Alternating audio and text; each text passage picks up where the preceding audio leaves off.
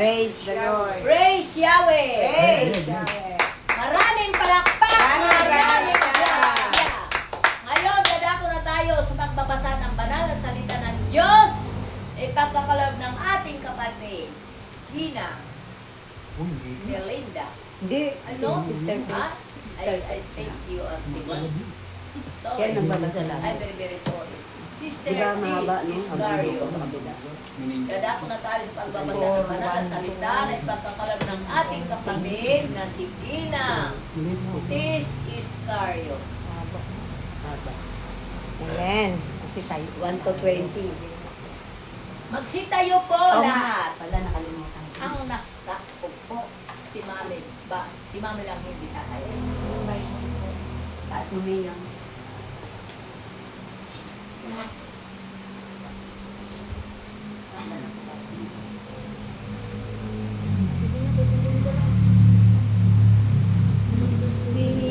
Sing hallelujah to the Lord. Sing hallelujah to the Lord. Sing hallelujah. Sing hallelujah. Sing hallelujah to the Lord. Jesus is risen from the dead. Jesus is risen from the dead. Jesus is risen. Jesus is risen. Jesus is risen from the dead.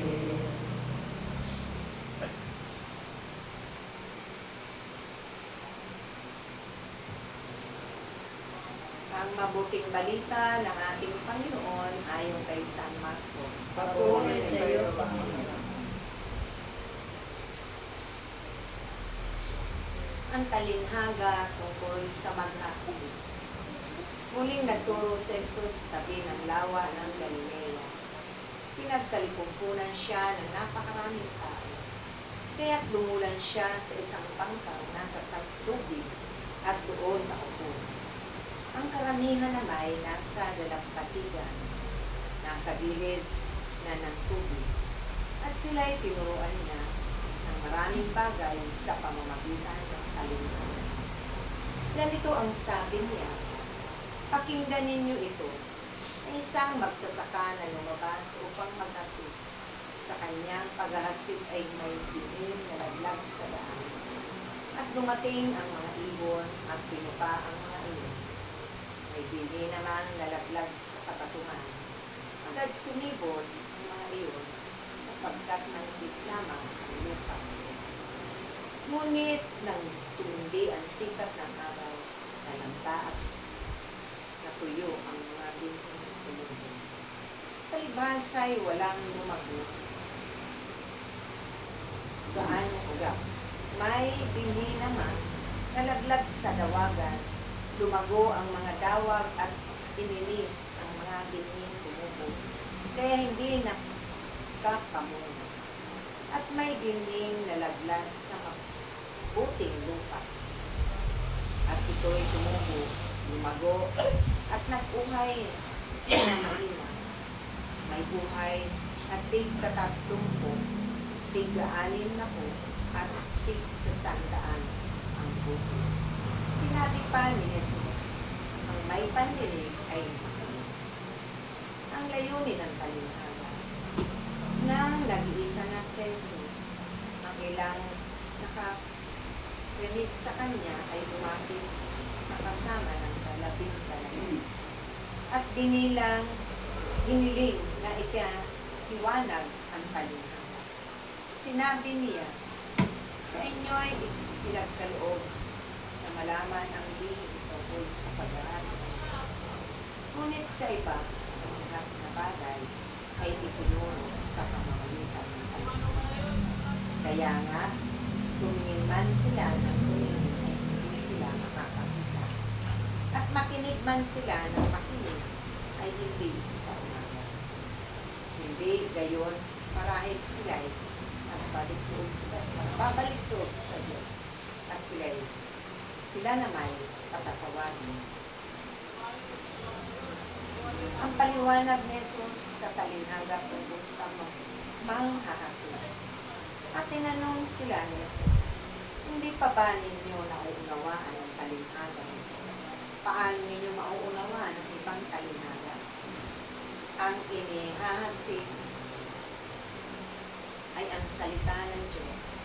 Ito ang mga nasa daan na nahasikan ng salita pagkatapos na kanilang mapakinggan ito. Lakay dumarating si Satanas at pinalis ang salita niya. Napahasik sa kanilang puso. Ang iba ba'y tulad naman ng mga napahasik sa kabatuhan. Pagkarinig nila ng salita, ito'y agad nilang tinatanggap na may dala. Ngunit hindi naman ito tumino sa kanilang puso. Kaya't hindi sila nananatili pagdating ng kahirapan pag-usig dahil sa salita. Agad silang nandalang. Ang iba ba'y tulad ng napahasik sa dawagan. Dininig na nila ang salita. Ngunit sila'y naging abala sa mga bagay ukol sa mundo. Naging maibigin sa mga kayamanan at mapaghangat sa iba pang mga bagay. Ano pat ang salita'y nawala na ng tuwang sa kanilang mga puso, kaya hindi sila nakapaman. Ngunit ang ipay, tulad sa bining nakasik sa mabuting lupa, pinakikinggan nila at tinatanggap ang salita. Sila'y nagsisipangunan. May tig na 30, may tig 6 at may tig sa sanda. Mga kapatid, ito ang mabuting balita ng ating Panginoon. Pinupuri ka namin, Panginoon Jesus. Sing hallelujah to the Lord. Sing hallelujah to the Lord. Sing hallelujah. Sing hallelujah. Sing hallelujah to the Lord.